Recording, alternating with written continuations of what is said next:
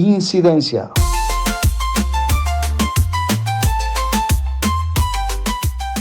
Saludos y bendiciones, con usted Incidencia, el boletín informativo semanal del Instituto Patmos. Incidencia.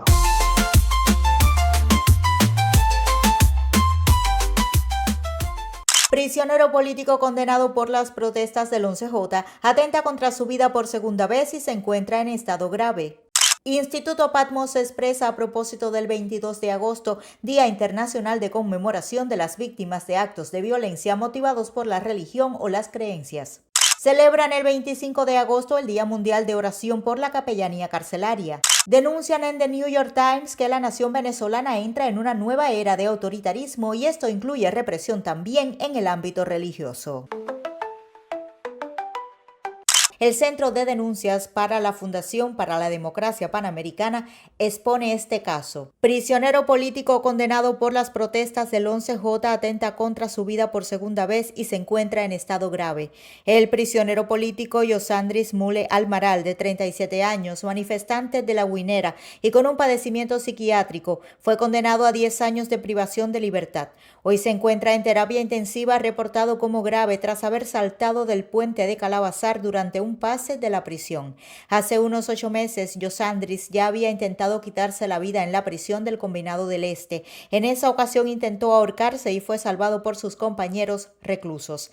La desesperación y el sufrimiento de los prisioneros políticos cubanos, quienes han sido juzgados de manera arbitraria y condenados a largas penas de prisión, los está llevando a tomar decisiones desesperadas como el único recurso ante la violación constante de sus derechos humanos. Denunciamos que los prisioneros del 11J están siendo sometidos a tratos inhumanos y degradantes. Se les niegan completamente los beneficios penitenciarios y muchos de ellos ni siquiera cuentan con el apoyo de sus familias. Hacemos un llamado urgente a la comunidad internacional y a todos los defensores de los derechos humanos a tomar acción ante esta grave situación.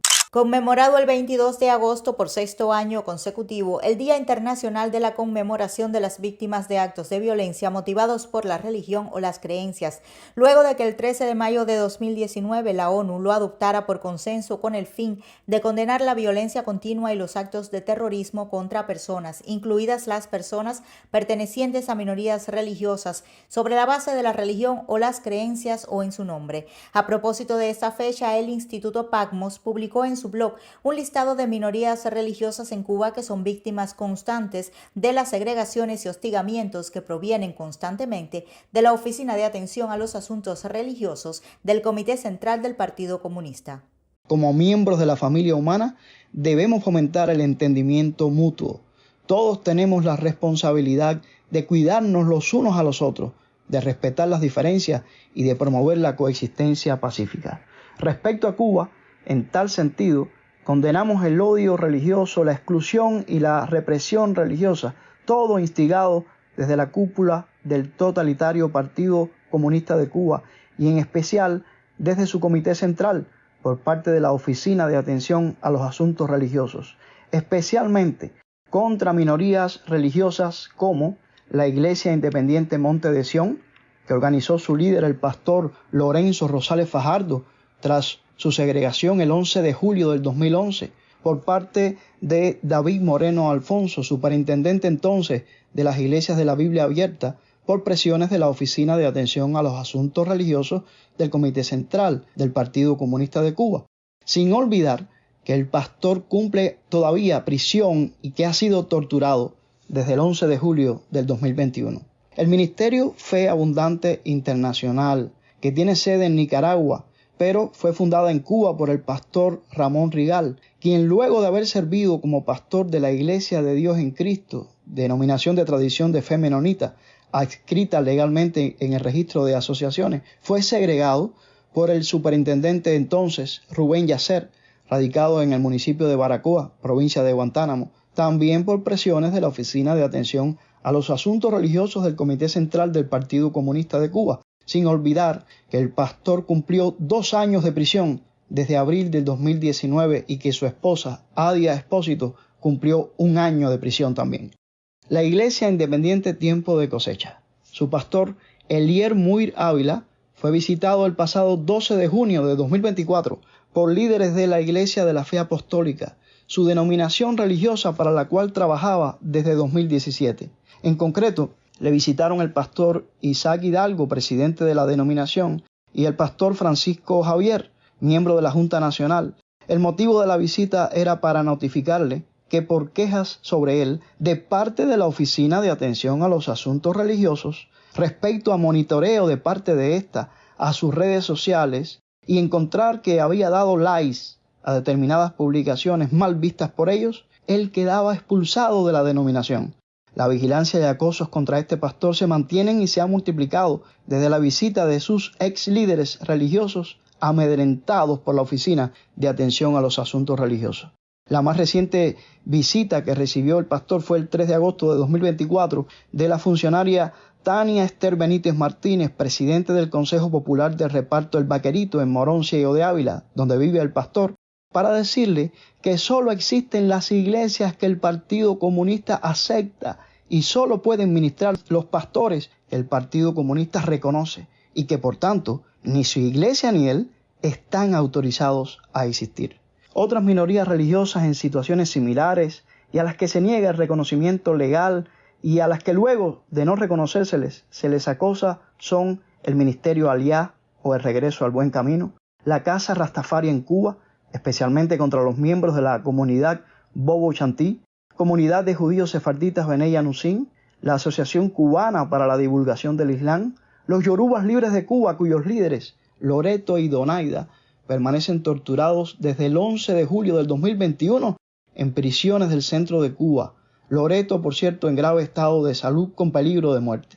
Las iglesias bautistas Misión Veriana, proscritas desde 1976. Los Testigos de Jehová, también proscritos desde 1976. La Iglesia Misionera en Cuba, la Comunidad de Judíos Mesiánicos Hijos de Jacob, la Comunidad de Judíos Mesiánicos Anfei Said, Ministerio Fe Abundante Internacional, Ministerio Apostólico Mi Viña, Ministerio Apostólico Viento Recio, Ministerio Apostólico Fuego y Dinámica, Ministerio Apostólico Sendas de Justicia, Ministerio Apostólico Betel Shalom, Ministerio Apostólico Rehoboth, Lugar Amplio y Espacioso, Ministerio Apostólico Estableciendo el Reino de Dios, Ministerio Apostólico Jehová Sama, Ministerio Apostólico Rey de Gloria, o minorías religiosas que en tiempos recientes han intentado entrar a Cuba, tales como las iglesias de los santos de los últimos días, los mormones, o la iglesia de la cienciología. Esta última, por cierto, entre los grupos más perseguidos, tanto en Rusia como en otros países, pero con igual derecho, y tal como lo han hecho valer en USA, merecedores de los mismos. A propósito del 22 de agosto, hemos difundido la situación de minorías religiosas que sufren acoso y persecución en Cuba, como las mencionadas. Capellanes e instituciones religiosas y de capellanía alrededor del mundo se preparan para conmemorar el 25 de agosto el Día Mundial de Oración por la Capellanía Carcelaria, que se celebra cada año en esta fecha a propuesta de la Asociación Internacional de Capellanes de Prisiones, IPCA por sus siglas en inglés. Las celebraciones en Cuba incluirán un foro del Instituto Patmos, que ya ha publicado previamente un video en el canal de YouTube Cubano Confesante, entre cuyas voces se incluyen las del capellán norteamericano James Schiffer, del pastor Mario Leonard y de los capellanes Ana Rosa Castro Beltrán y Roberto de Jesús Quiñones Aces, Premio Patmos 2019. Por último, se ofrecen las palabras del preso Ernesto Borges Pérez, Premio Patmos 2021. Al mismo tiempo, se hace la invitación para inscribirse y participar en una reunión de oración en línea organizada por los representantes de la IPCA en Europa a través de Zoom durante 1 hora para orar por las prisiones y los capellanes de prisiones de todo el mundo. El 18 de agosto, The New York Times publicó el artículo «Los venezolanos lloran a sus seres queridos asesinados en las protestas y los últimos vestigios de la democracia. La nación está angustiada mientras entierra a sus muertos y entra en una nueva era de autoritarismo», de la autoría de Julie Tarkewicz, la jefa de la oficina de Times en los Andes, y tiene su sede en Bogotá, Colombia. Cubre Colombia, Venezuela, Bolivia, Ecuador y Perú. Leo fragmentos. Jason Gabriel España salió de la casa el 28 de julio para votar por primera y última vez en su breve vida. Un día después de emitir su voto en una elección presidencial que había unido a millones de venezolanos en un llamado al cambio, el señor España, de 18 años, fue asesinado a tiros en las calles. El líder autoritario del país, Nicolás Maduro, había proclamado su victoria, pese a la abrumadora evidencia de que el candidato de la oposición había ganado. Luego envió fuerzas de seguridad para reprimir la disidencia. ¿Por qué mataron a mi hijo?, lloró la tía del señor España, quien lo crió, en su funeral. Ahora Venezuela está de luto, no solo por las 24 personas que murieron en las violentas manifestaciones, sino también por los últimos vestigios de una democracia que lleva mucho tiempo hecha trizas. Los pequeños espacios que aún existían para la resistencia en el país se están desvaneciendo día a día, sino ahora, mientras un Maduro furioso vapulea a un electorado que intentó expulsarlo. Durante años, muchas familias venezolanas divididas por la migración creyeron que eventualmente se unirían en una Venezuela mejor, aunque tal vez no totalmente democrática. Tras las elecciones, muchos están enterrando ese sueño. Nunca volveré a Venezuela, dijo una joven científica de datos que vive en Chile y pidió que no se publicara su nombre porque su madre y otros familiares permanecen en su país natal. Venezuela se ha convertido en mi peor pesadilla. En Caracas, la capital, la policía está instalando puestos de control para revisar los teléfonos móviles en busca de cualquier signo de disidencia. Están apareciendo marcas negras en las casas de supuestos votantes de la oposición. Las fuerzas de seguridad están deteniendo a ciudadanos comunes ante el menor indicio de protesta. Antes, los que corrían el riesgo de ser detenidos eran sobre todo activistas, pero en las últimas semanas han sido detenidas más de 1.400 personas, según el Grupo de Vigilancia Penal Forum. Muchas de ellas son ciudadanos corrientes y más de 100 tienen menos de 18 años.